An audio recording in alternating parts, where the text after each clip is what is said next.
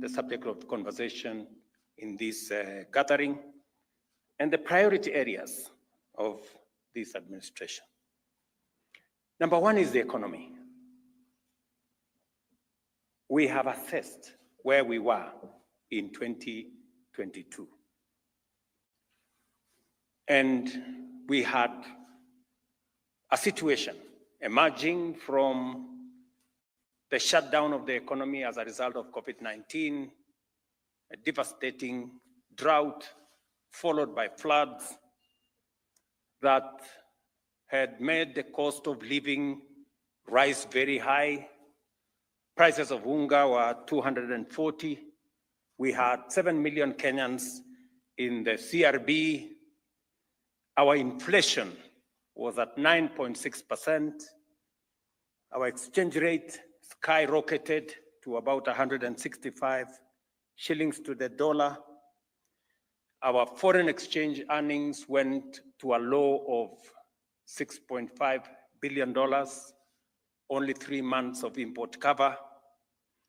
We had difficulties with supply of our fuel requirements, and our CBR was all the way to almost 14%, and treasury bills were trading at around 16%, and things were difficult. And we had to respond.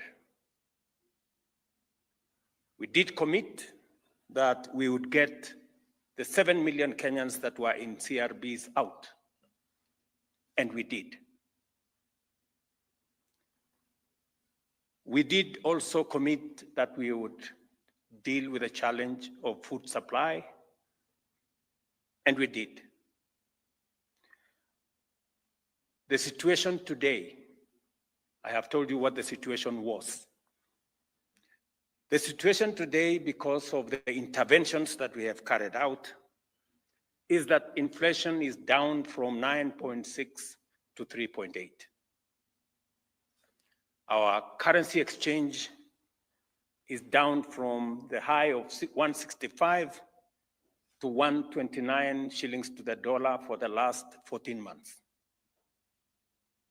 Our foreign exchange reserves, which were at 6.5, the low of $6.5 billion, an import cover of just 3 months, is now up to $10.9 billion, an import cover of close to 5 months. Treasury bills today trade from a high of 16. Now treasury bills are trading at 8.5%. And also our CBR, as I told you, by the central bank, has come down from a high of almost 14%.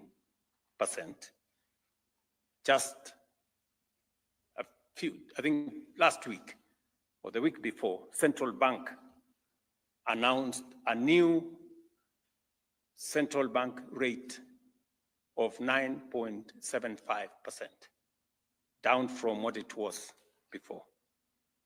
As a result, our economy has improved from the largest economy in Africa to being the 6th largest economy in Africa.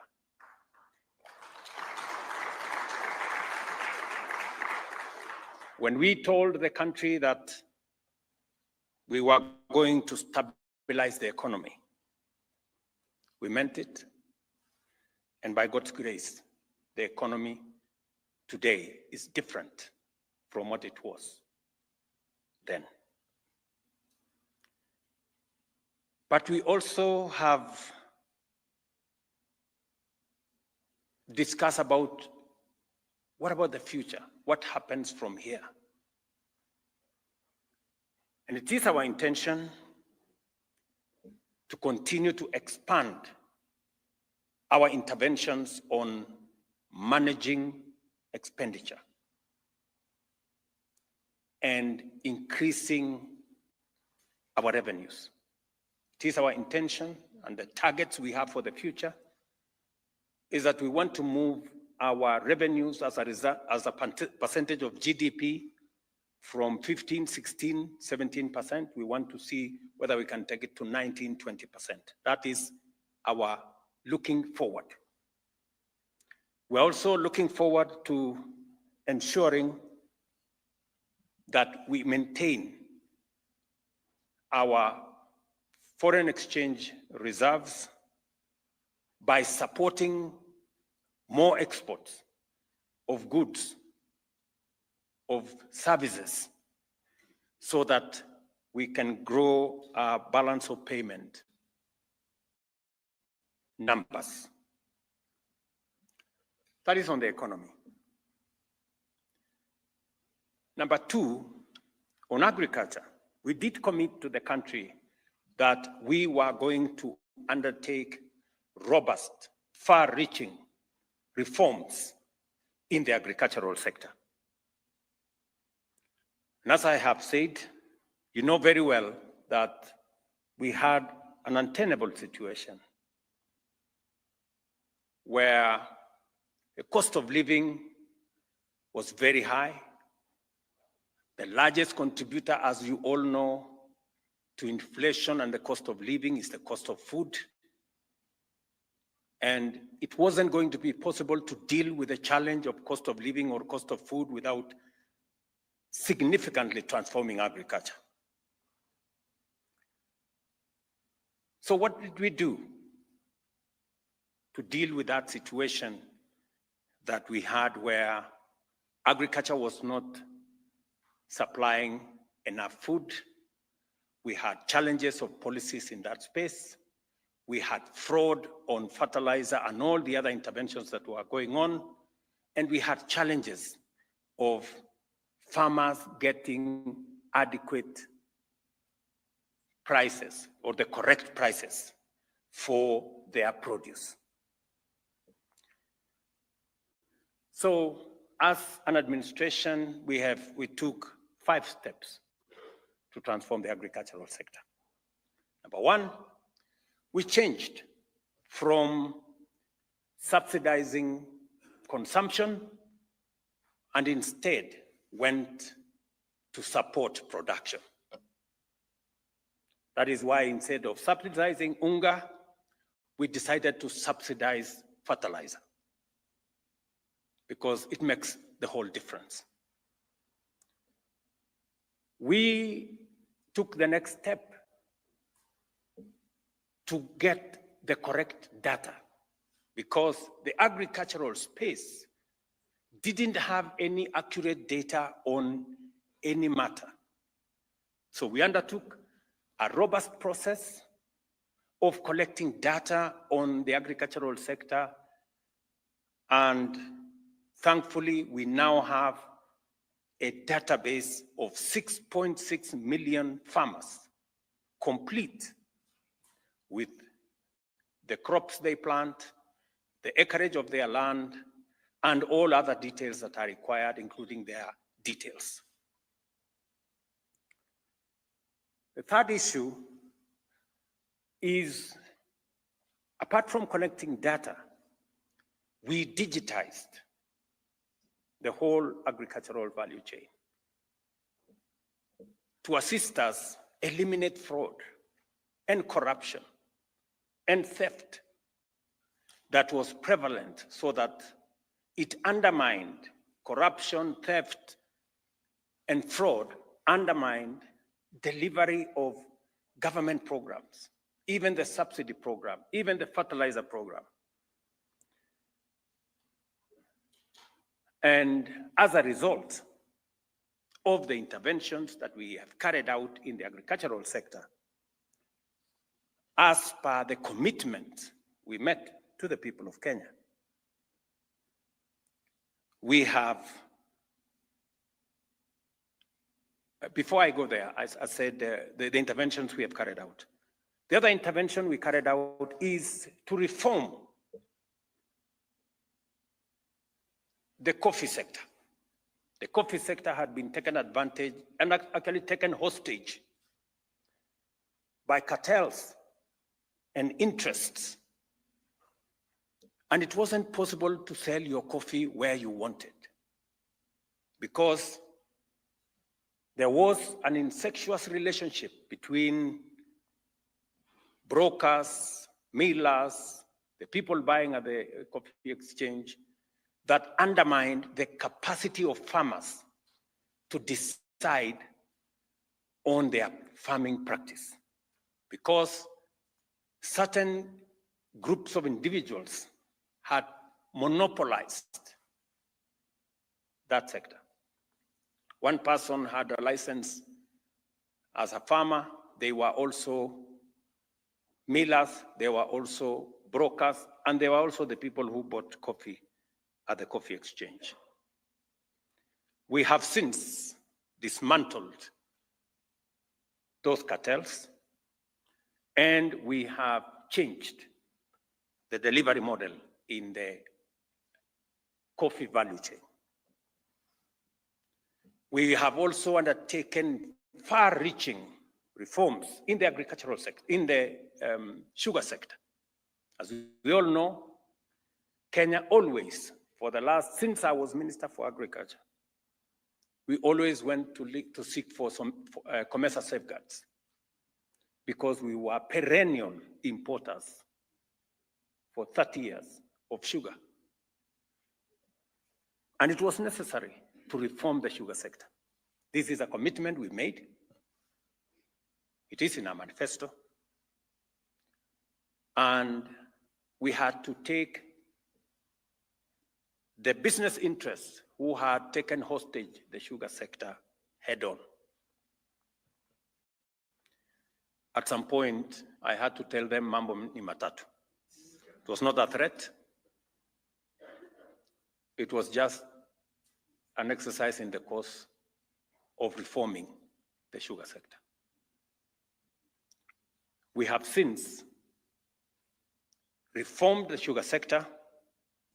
We have brought in the private sector to work with us, and we have stopped the tradition that existed for 20 years, where government always came in to pay farmers for sugarcane that was never supplied to government, or to pay workers that did not work for government. So, what is then the new situation? The new situation is that the interventions that we have made, from subsidizing fertilizer, digitizing farmers, reforming the sector, making sure that we have accurate data, getting rid of the cartels in the sugar, in the coffee, and in the other sectors. Today, we have a new situation. Our productivity has gone up. Productivity on maize, for example, has gone up from an average of 40, 43, 44 million bags a year to last year, 64 million bags. This year, we are expecting between 70 and 75 million bags. Coffee, the prices have moved up from an average of 65 to an average of 120. Some farmers are getting 130, 140, 150, because we have removed crooks and cartels that undermined farmer interests. The sugar sector is stepping up. Farmers will tell you now in the sugar sector, for the factories that we have already completed, farmers will now never be paid by government. They will be paid by the factories that they supply their sugarcane to.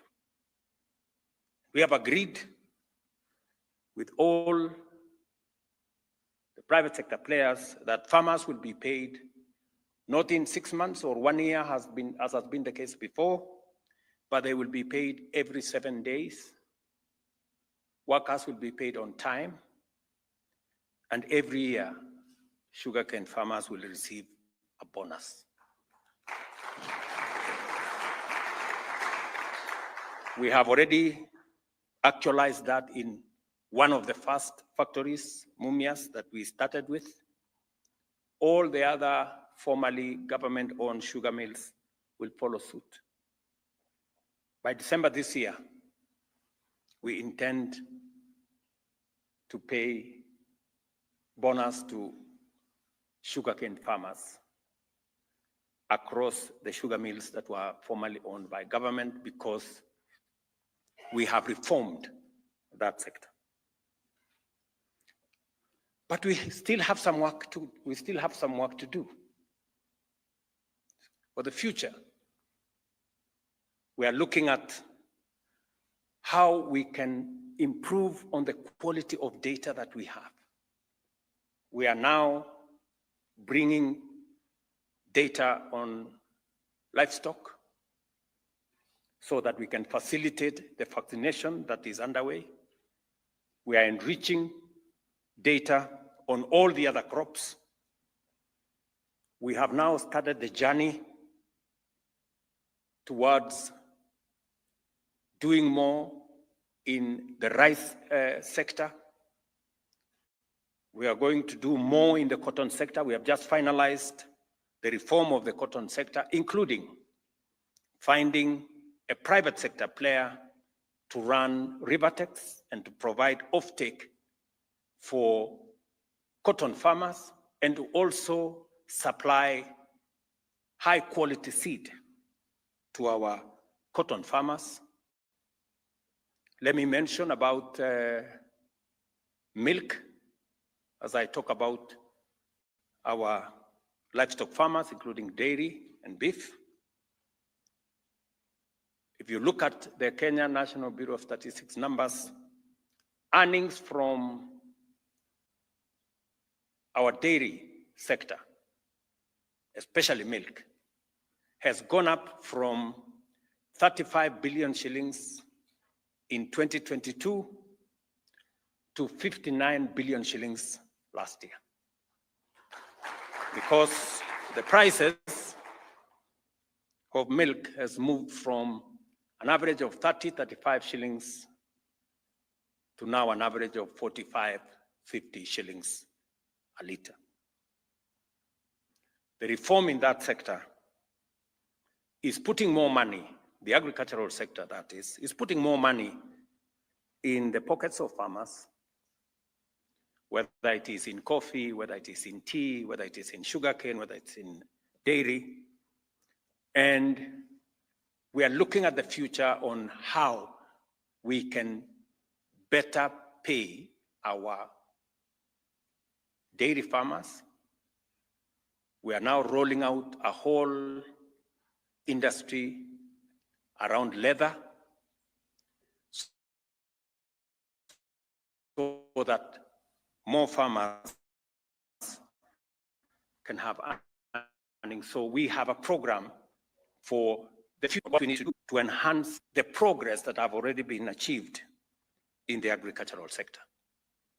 The third item that we have discussed in this retreat is a reform that we committed to the people of Kenya of the education sector. We have undertaken far-reaching, transformational reforms in the education sector. The situation that confronted, we had a chronic teacher shortage problem that was known to everybody. The competence-based curriculum. And we had crippling debts facing our universities and institutions of higher learning. Many of you know that many universities were paying half salary to their lecturers.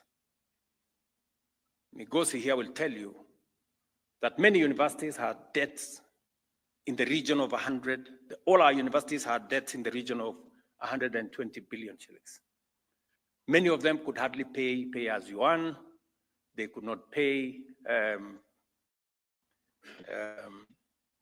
NSSF dues. They could not pay all the dues that were government. They could not pay their suppliers. And in fact, 23 universities were technically bankrupt. That was the situation we had. And it was beginning to affect the quality of our education, because without teachers, with confusion, with debt, and not enough resources provided to teach our children, naturally, education was beginning to suffer. And so we took up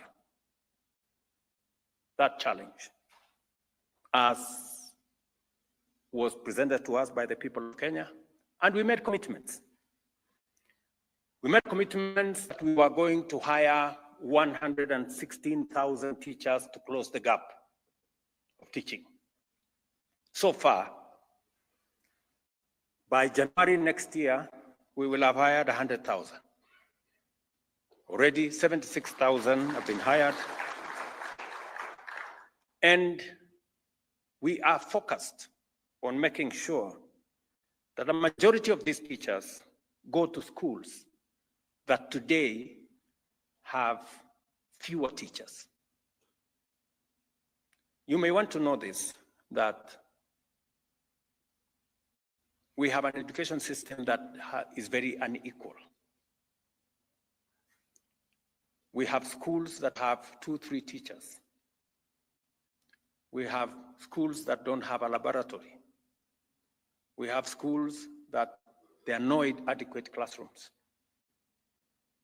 And so it was necessary for us to intervene. So we've hired more teachers.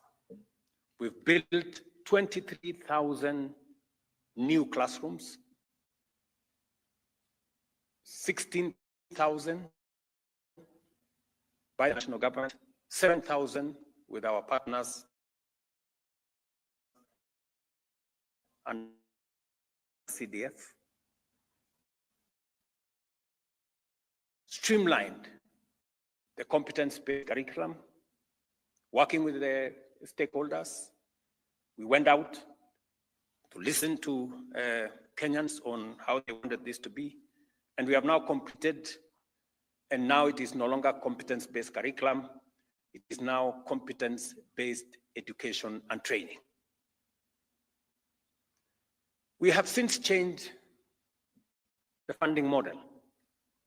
Rather than focusing on the university, we are now focusing on the student.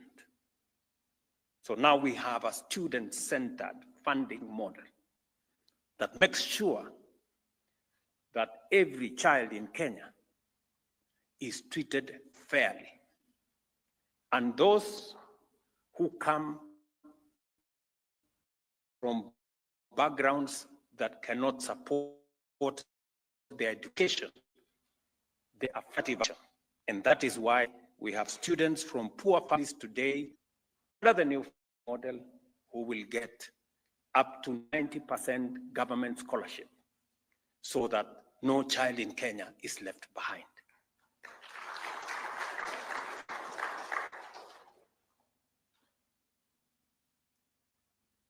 Of course, like any new funding model, we had challenges.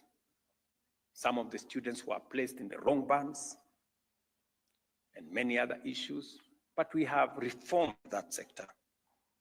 And the new funding model is now going into its 3rd year.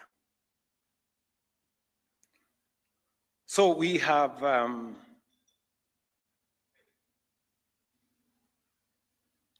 because of the new funding model, we now have adequate resources going to our universities. Ask any vice chancellor. The old funding model almost destroyed our universities. Today, Our universities are on sound footing. I had an occasion to go to Cooperative University, and I asked the Vice Chancellor directly, and he gave me a report that he could now pay his staff, lecturers and staff on time, in full. He could now pay his suppliers. He could pay government taxes. And he just asked me to continuously look at making sure that the means testing instrument was accurate, so that we place students in the right bands. What do we intend to do going into the future on education? Number one, we still have schools that have no laboratories. And some of our students engage with the Bunsen burner for the first time during exams. So we're going to build 1,600 new laboratories, especially in rural schools and schools that do not have a laboratory today. Waziri, when is that exercise beginning? July. That is next, in the next few weeks. Number two, as I said, we're going to hire another 24,000 teachers. The money is in the budget this year. By January, they will be in class. And next year, we will hire the balance of the teachers so that we get to the 116,000 that we committed ourselves to the people of Kenya.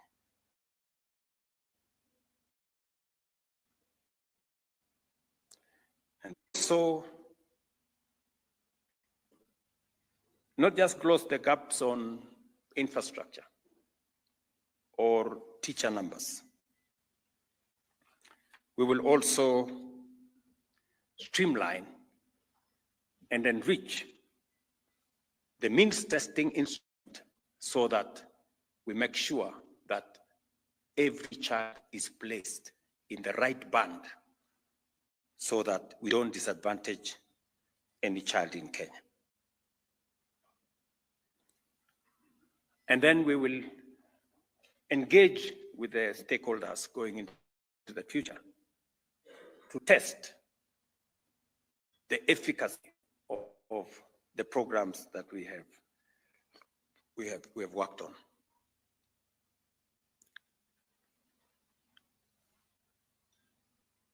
Let me go to the fourth item that informed. I told you I'm going to talk about 7 items. The fourth item that we have discussed this morning is matters to do with health. The people of Kenya told us, and we recorded faithfully, that health was destroying families. 1 million Kenyans every year sunk into poverty, statistics show, because of health-related costs. Many citizens sold their properties, their livestock,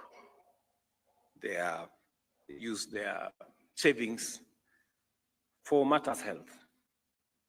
And progressively, health was becoming a privilege for those who can afford, leaving behind those who could not, to the vagaries and to the designs of fate. So, we looked at the situation and we made a commitment. And we all know that every person has in their phone WhatsApp groups formed to look for money to pay for hospital bills for a brother here, a relative there, a friend in another place, a stranger in another place. Members of parliament, leaders, MCAs, and everybody else in between can testify to this. So, what did we do? Before I talked about what did we do, the situation was that, we're doing Harambes left, right, and center. NHIF had accumulated a debt of 32 billion shillings,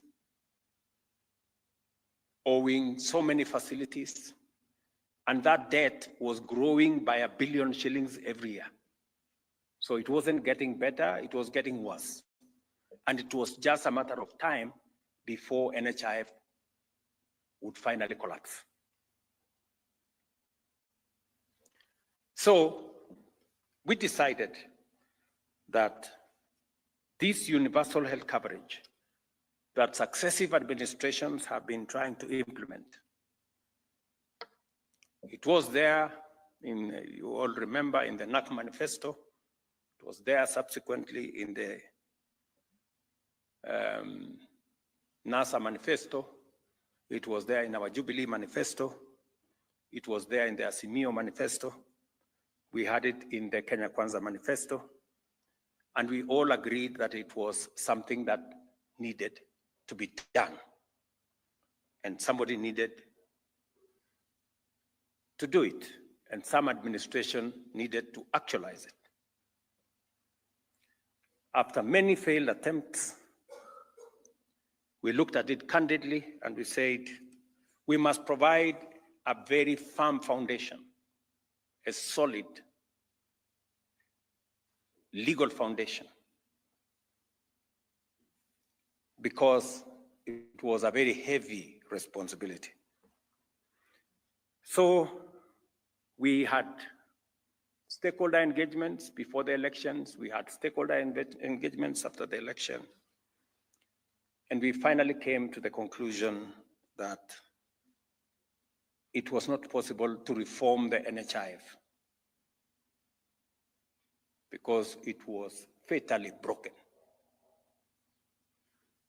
And we decided that we needed to have a new health framework.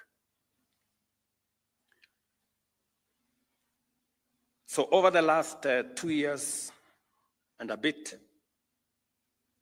we passed 4 pieces of legislation to underpin our universal health coverage for the people of Kenya. We repealed the NHIF Act.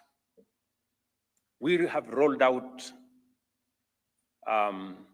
primary healthcare fund, social healthcare insurance fund, the chronic illness, the chronic and critical illness fund, and the whole SHA program that now underwrites our health requirements. What does this new framework present? How is this new framework? What are the characteristics of the new framework? Number one, we have democratized and brought equity and burden sharing in the contributions towards health. In the past, it was just contributions by the people who have pay slips and jobs.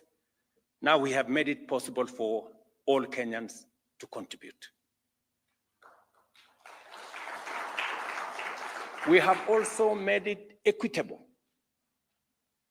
In the past, poor people contributed 10%, minimum 500 shillings to social insurance. Those of us with better earnings, we contributed 0.something%.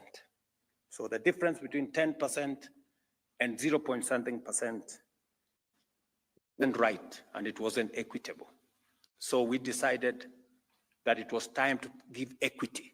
So everybody for social insurance now pays 2.75%. So we have brought it down for the vulnerable, the mama mbogas, the border who are paying 10%. Now they are paying a quarter of what they were paying, 2.75%, and provided equity for all of us. Number 3, we have removed the manual system and digitized health from admission, through treatment, through surgery, all the way to discharge is now on a digital platform. Because the manual system was a recipe and a haven for crooks and criminals to steal from the fund. In fact, a big failure of the NHIF was largely contributed by fraud and corruption. We all know of the history on the incidences. We found out that under NHIF, it was possible to amputate one person 10 times. And that begs the question, how many legs did this person have? Under the new arrangement, if you carry out 2 amputations, the system will not accept a third one because it will show that you have 2 legs, both of them have been cut, so you have nowhere else to.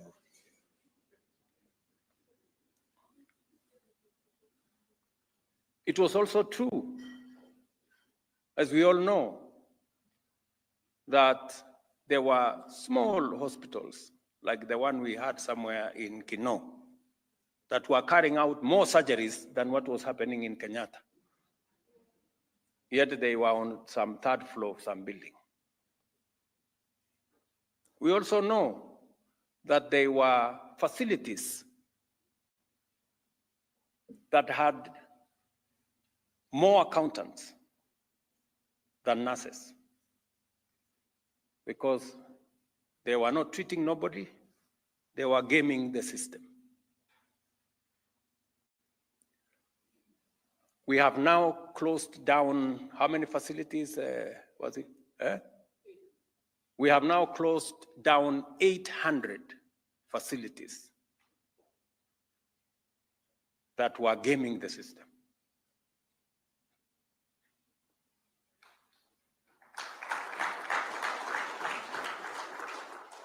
And that has been necessitated because we have digitized the whole system.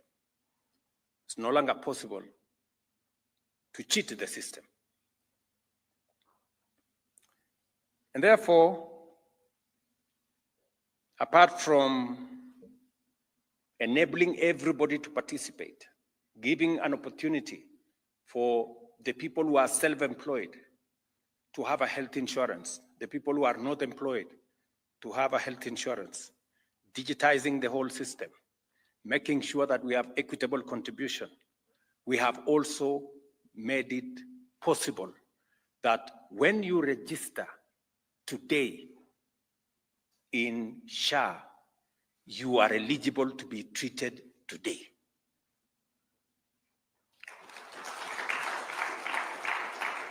In the past, under NHIF, you needed to wait for 3 months. And many people ask us, supposing after the 3 months, what will have happened if I was sick? Do I have to postpone the illness? So we have made it possible under the new social health insurance for beneficiaries to benefit instantly on registration. So As a result, we have eliminated fraud, we have enhanced efficiency, we have enhanced accountability, and Kenyans today believe more than they have done in the past on matters healthcare. As a result, the numbers speak for themselves. Where we had 7 million registered members under NHIF, today we have 23 million Kenyans registered under SHA. And for your information, 50,000 Kenyans register on average every day. We've had a high of 90, what was the highest number we registered in a day? 93,000 Kenyans is the highest that registered in one day. But on average, 50,000. Over the weekends, they come down to 30,000, but on average, 50,000.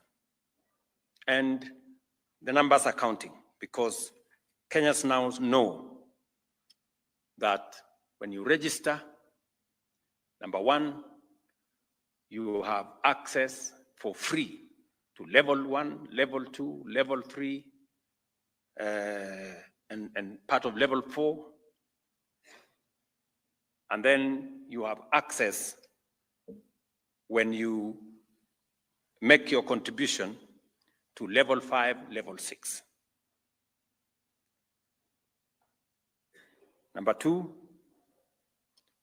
SHA has now paid 3.6 million for 3.6 million Kenyans under the primary health fund, and for 2.1 million Kenyans under SHIF, a total of 5.7 million Kenyans have benefited from our new healthcare program.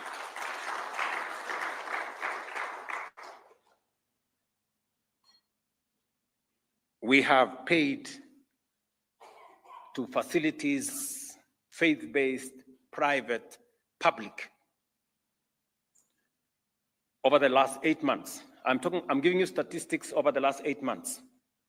In 8 months, SHA has treated 5.7 million Kenyans, and we have paid 49.2 billion Kenya shillings.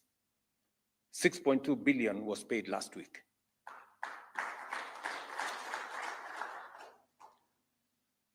The transformation going on in our health care landscape is phenomenal.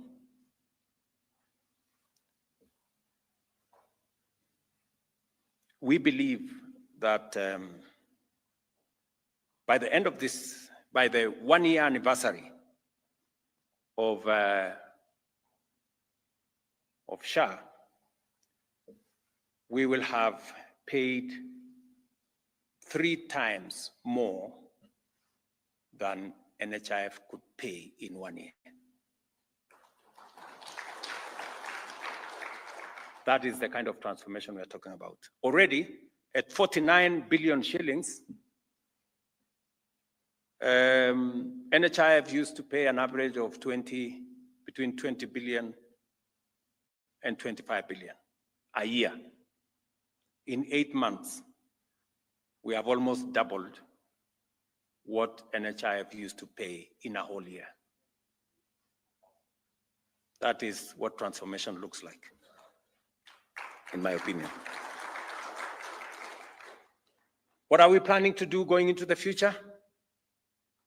We intend to get every Kenyan and their dependents registered in SHA. We are rolling out a national campaign to make sure that every Kenyan understands that it is necessary for them to be registered, because it gives us the opportunity, government at both levels, it gives us the opportunity to plan for our health. It gives us the opportunity to know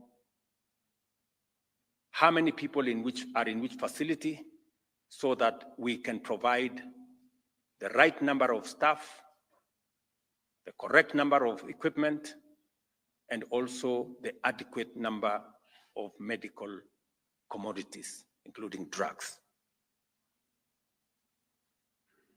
So we are going to carry out a robust campaign as number one. Number two, working with counties, we are now rolling out equipment, provision of equipment under different frameworks, one for fee-for-service, another one we are going to pay over time, and other services are going to be purchased outright. We have now an agreement with suppliers between the counties, the national government, and the suppliers for delivery of equipment to make this service that we now have the resources to pay for available. And number two, we are completing the reform around KEMSA. We have worked with our county governments and we have secured their concurrence that going into the future, drugs will not be supplied to stores in county headquarters.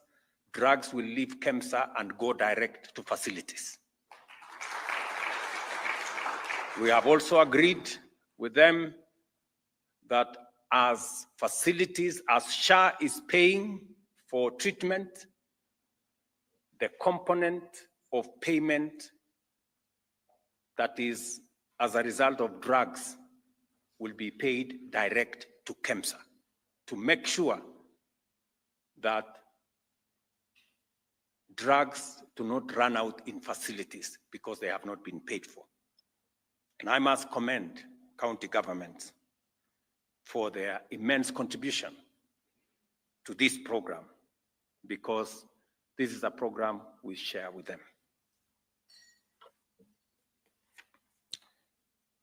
The fifth item that we discussed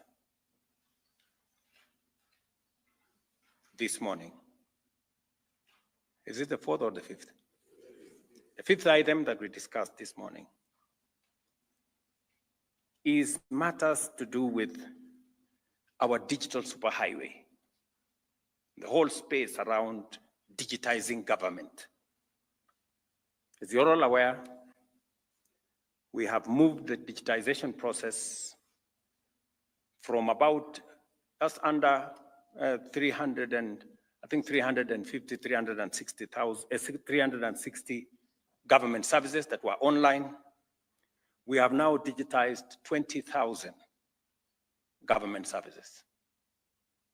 We have moved payments to government from cash and other forms onto the e-citizen platform. We have brought more transparency into payments. We brought more accountability into government revenue.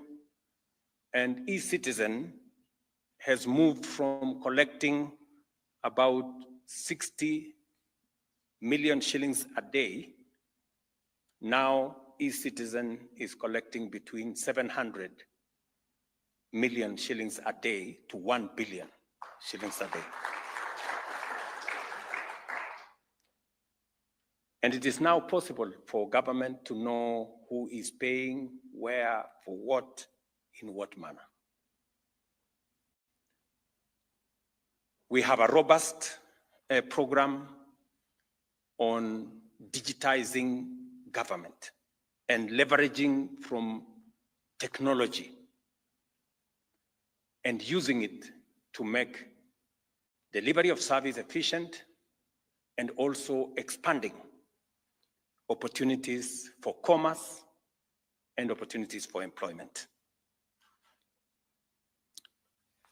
We have a robust program on Jitume labs, ICT hubs, and a whole digital superhighway.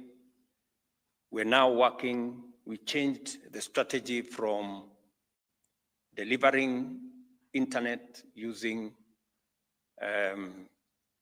trunks. We are now leveraging on Kenya Power grid lines, and the process is moving faster so that we can digitize government more. And as a result, I have told you, we now have more government services available online. You can pay for those government services online. You can acquire or you can interrogate government services online. We are collecting more revenue of government online. But we are also still looking at the future. What do we need to do for the future? We need to finish the last mile, and that is the assignment that is now available to us going into the future. We need to complete the digitization of government so that no service, there are a number of services that are still not on board. We are asking ourselves why. And that's the question we intend to answer in the coming days, weeks, and months. Number two, there are some institutions that still don't want to pay on e-citizen because they have things to hide. There are some institutions that have taken us to court. We will be engaging with our primary and secondary school heads who have refused to pay school fees on e-citizen. They have refused parents. They want to continue writing those receipt books on exercise books. And we are telling them the era of transparency is here. Parents should insist on paying on e-citizen so that, and I want to thank schools that have agreed because they believe in transparency to get parents to pay on a digital platform. And many other institutions that are still out there. We will go after all of them so that is our exercise for the future. We also need to complete the construction of the 1,450 ICT hubs. We are not doing very well there. We are at about 200 and something. So we will be engaging our members of parliament because they are our partners. The Honorable Kabogo here and his team at ICT will be working with them. We are also developing networks to be able to get more computers because we need close to 150,000 computers to run our ICT hubs across Kenya. So that is going to be our assignment going forward, to work with partners to be able to get computers, and we are looking at possibilities of manufacturing those computers here in Kenya so that servicing becomes easy and also create local expertise for us developing this space now going into the future. And we will be looking at how we can do this from a whole of government approach. The sixth issue that I want to talk about is our micro, small, and medium enterprises. As I told you, we had 7 million Kenyans that were, condemned by CRBs, credit rating bureaus, and they couldn't transact. They couldn't do much because they were rated as very dangerous people. We worked with the MNOs and we managed to get these Kenyans out of the net. And the reason why these Kenyans were all in CRBs was because they were paying interest rates of up to 300%. We have since changed and provided what we committed to the people of Kenya as a hustler fund. And hustler fund gives credit to borrowers at 8% per year, down from 300% to 8% per year. We have lent 65 billion shillings under that framework. And we have improved the credit ratings of citizens. A presentation was presented to us here today that Hustler Fund has become the nursery school for creditworthiness. That is when people discover that being creditworthy is necessary. And as a result, we are now transitioning 1.6 million of these borrowers. Now they can be lent to by banks because they have established a credit history that is credible.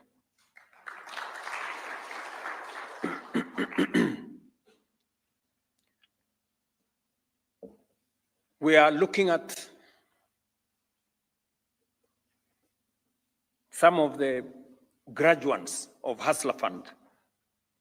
Today, we have a new product called the Bridge Loan, where those who have established a good credit rating can now borrow up to 150,000 shillings without any security of whatever nature, just on account of their creditworthiness or credit history. And again, on the Hustler Fund platform, we are now rolling out the Nyota program with the World Bank, where the intention, and my good friend Oparanya there, with his PS, Madam Mangeni, and my good friend Jacobs, there, the PS for Youth, are working around the clock with our partners in the World Bank, because we have agreed that many of these small business people that have managed to graduate into business enterprises, we are picking 100,000 of them and giving them, together with the World Bank, a grant of 50,000 shillings, each one of them. And we will be spending 5 billion shillings to support young people, women. And we have made sure that it covers every part of the country. 70 small business people will be identified in every ward in Kenya to be beneficiaries of this program as we upscale the micro, small, and medium enterprise space into creditworthiness and improving their businesses. And finally,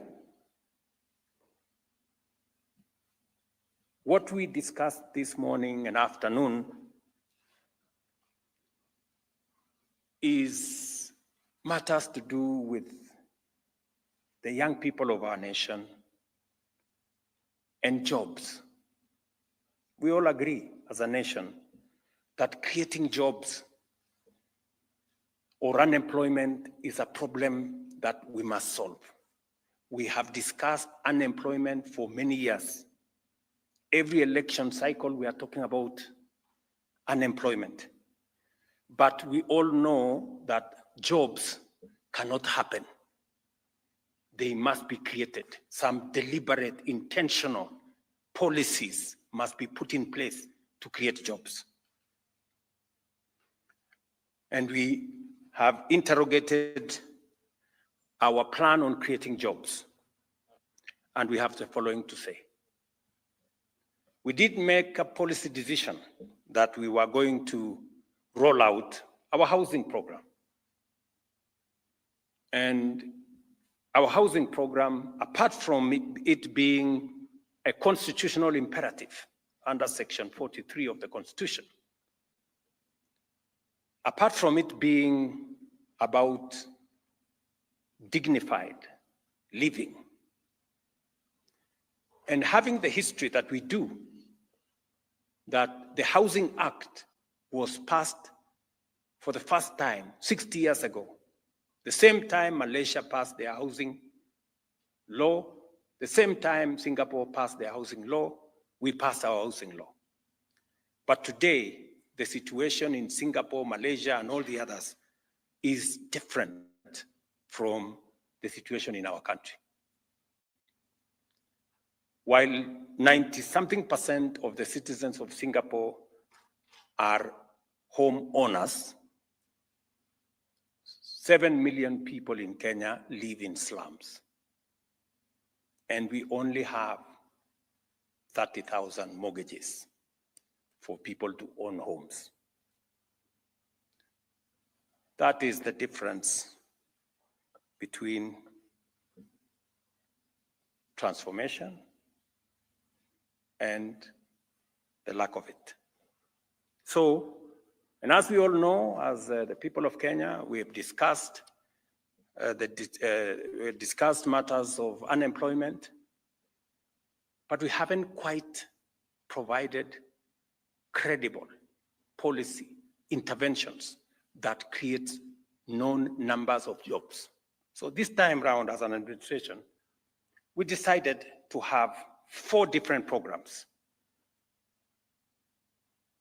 One is housing. So when we talk about housing, it's not just about getting people out of slums.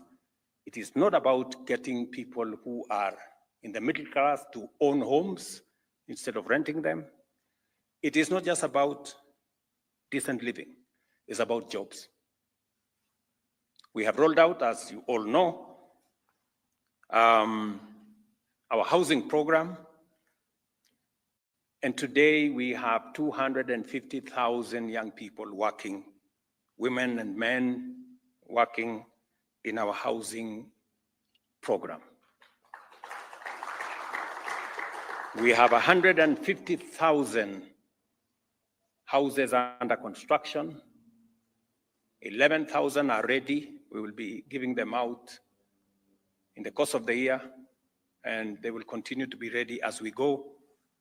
And we are continuing to advertise. We have a pipeline of 700,000 jobs, 700,000 housing units that are in the pipeline. Already 150,000 are under construction. The others are in different stages. Some are undergoing design, others are undergoing very different stages in our plan. We see this sector continuing to be a growth sector. The numbers working in affordable housing can only increase because as of 2022, we had a shortage of 2 million houses. And therefore, this affordable housing program, even at the rate of 200,000 houses every year, we need between 15, 20, 25 years to be able to catch up with the deficit that exists in affordable housing.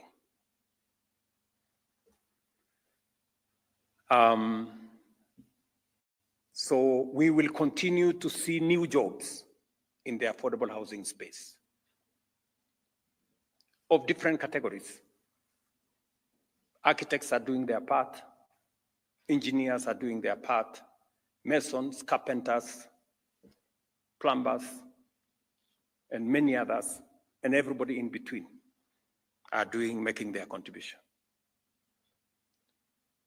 It is our intention that we will get more Kenyans to own homes and to own a piece of what is Kenya, and that we will remove more people from our slums and create decent livelihoods.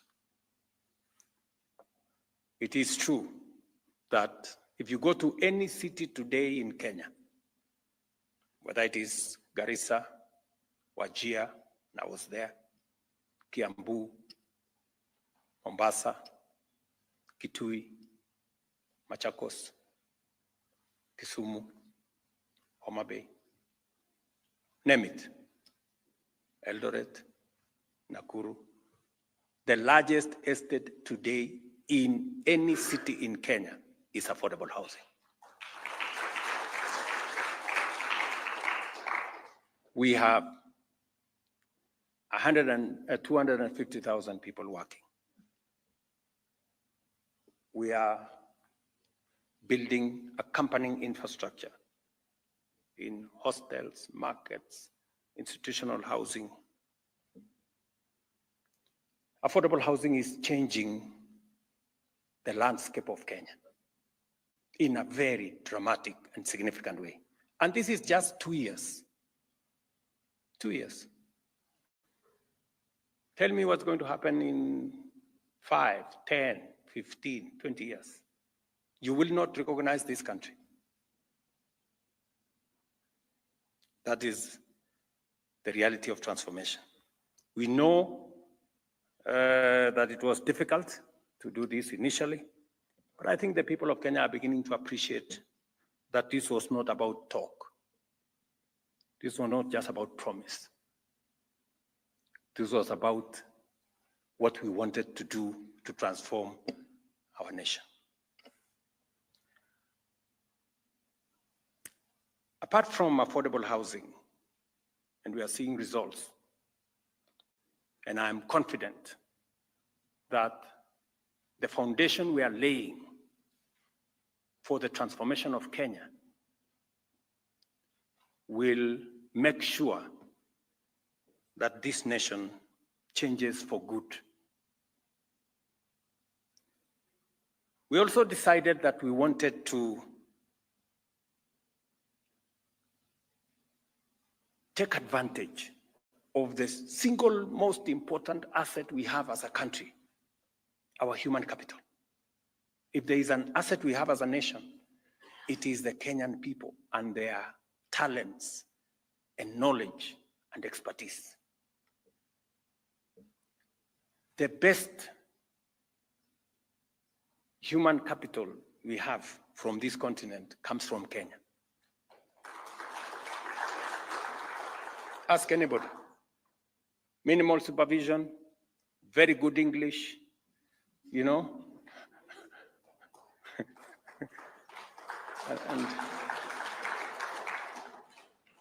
And that is the comment that comes from everywhere, from every employer, anywhere in the world. So this jewel that we have, we want to not only use it to drive our own development, but we also want to make a global workforce out of this very important asset that we have. And therefore, we provided pathways and avenues for Kenyans, not just to work at home, but to work as a global professional workforce. And we made a deliberate intervention. So what did we do? What was the situation? The situation then was we had agents, about 1,600 agents, who had corrupted the whole place, stealing from this one, taking people to weird places, doing all manner of wrong things. We didn't have a coordinated government approach. We hadn't signed bilateral labor agreements with where these Kenyans were going. So we had confusion in that space. So what did we do? First, I created a department for diaspora to work with the Ministry of Labor to ensure that Kenyans living abroad are attended to by the government of Kenya. Number two, we streamlined the National Employment Authority. And we deregistered close to 1,000 agents whose conduct suffered integrity challenges. We removed them from participating in that space.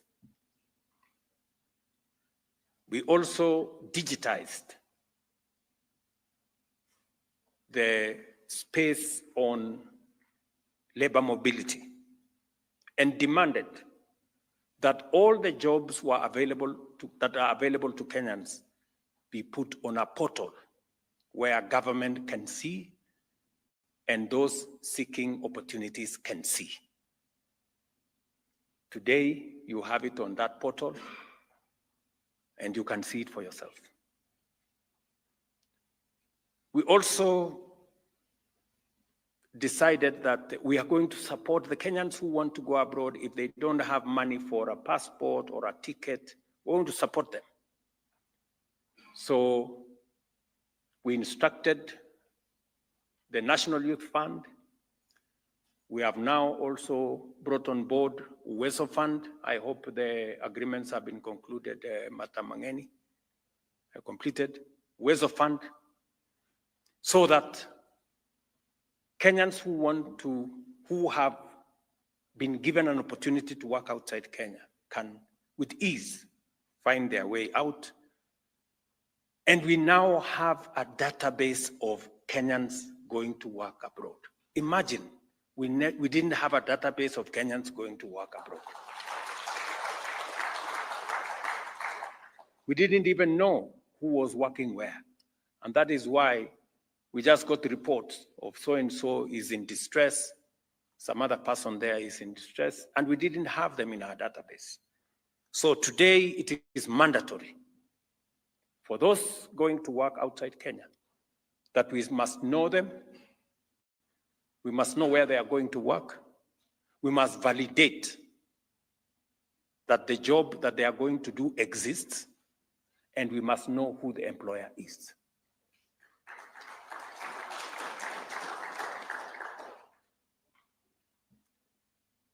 So, as a result,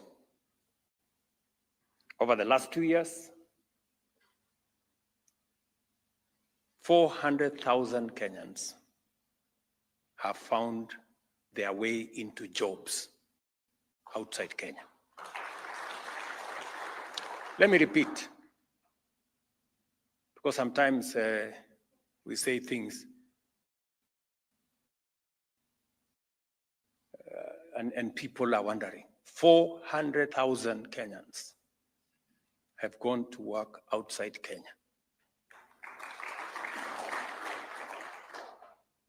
And they are contributing to our development.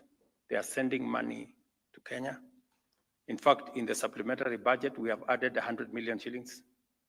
I hope, Kipto, we did that. Mbadi, did you sign it off? Yes. Mbadi has, in this supplementary budget, just for the next 1 month, we have provided 100 million shillings to Youth Fund to facilitate people who want to go and work outside Kenya.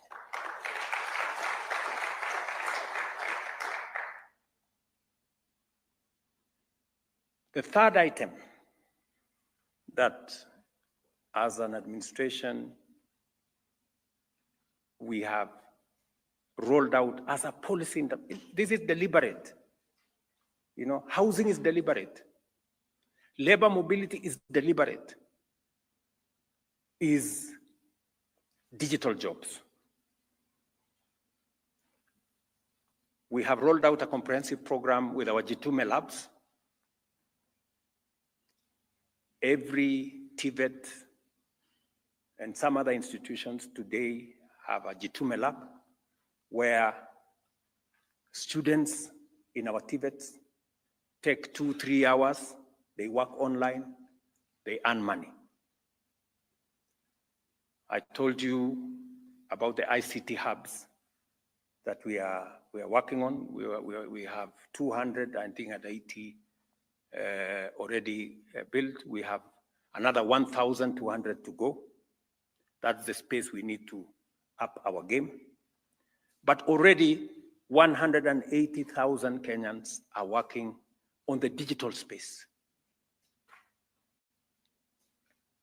And the numbers speak to it. You know, remittances that come from Kenyans working abroad and Kenyans working on the digital platform has gone up by $1 billion in the last 2 years. Together, I will tell you, our remittance was $4 billion. By February this year, it was $4.95 billion.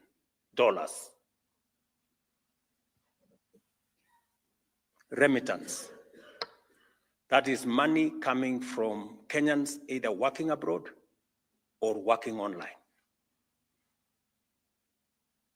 So, again, deliberate. And there is more that is happening in the internet. There are more people who are doing serious business, earning serious money in the internet than the pornography and the insults and all the other things that are going on there. There is more. And that is where we should be going.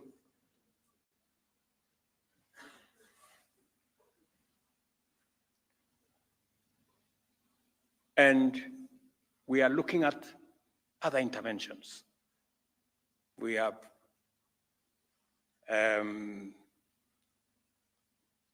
what we call climate works. Again, because of the climate challenges and what we need to do about our environment, we are again rolling out another 110,000 opportunities for Kenyans to work in the climate work space, to work with us. Already 20,000 in Nairobi City are onto that course. And we've just advertised opportunities for 110,000. And they will begin working from when Alice and Hinga, when are they? 1st of July. So from 1st of July, we will have another 110,000 young people coming to work in the climate works space. And we're looking at what we can also do in the space around value addition and agro-processing. And so going into the future, we will want to improve. What are we going to do going into the future around the job creation program? We will step up our housing program. We will also expand the number of bilateral labor agreements. The Honorable Musalia Mudavadi here is leading our team in signing more bilateral labor agreements with more countries to give us more opportunities for Kenyans to work abroad. We are scaling up some of the bilateral labor agreements that were signed before, so that we now have skilled workers, professional workers. That is our next trajectory, so that we can renegotiate some of the bilateral labor agreements, and ensure that professional cadres can be accommodated. We are also working on making sure that more Kenyans can speak more than one language. German, Chinese, French, Spanish. That's our next horizon, and the Ministry of Diaspora is working with different institutions. I am happy that KMTC, for example, is beginning to teach. Is that correct, Mudhoni? Yes, sir. We are teaching French, German, Amharic, and Arabic. Right. So that is the next horizon. We're going to make Kenyans truly global citizens, that they can work anywhere. So that is the next horizon we are working on. We are also looking at our special economic zones, making sure that we expand the capacities in our special economic zones, expanding capacities in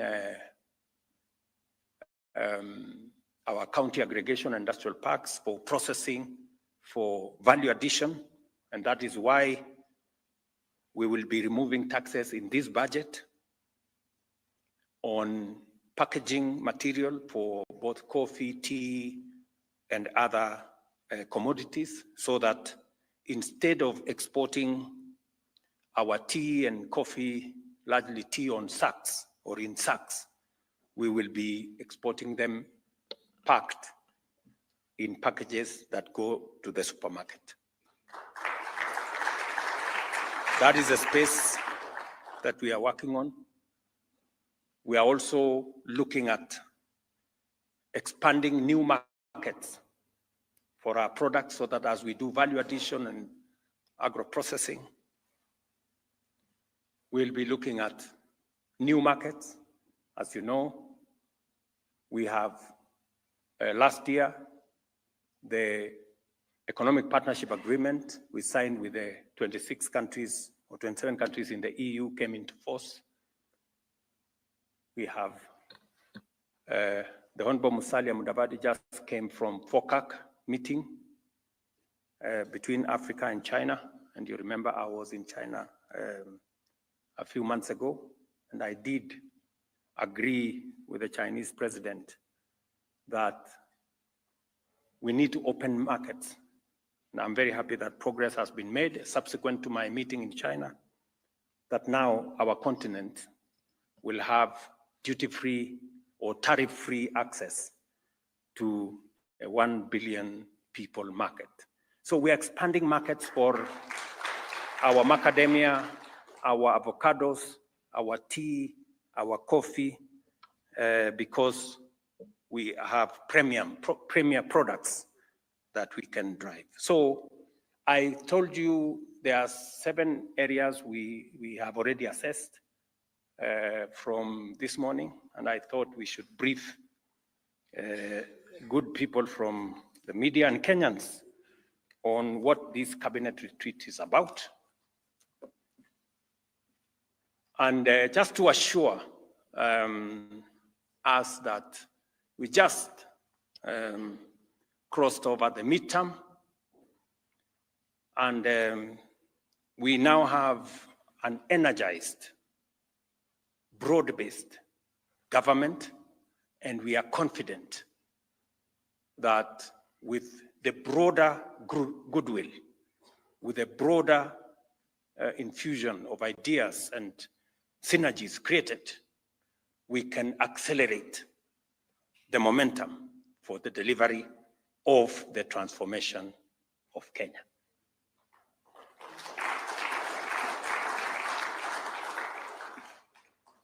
Let me repeat this for the avoidance of doubt.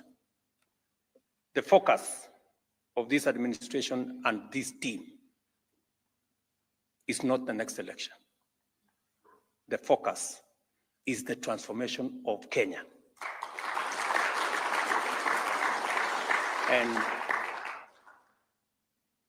And putting a firm foundation for the transformation of our nation into the next generation. That is our commitment, and that is our focus. Thank you very much.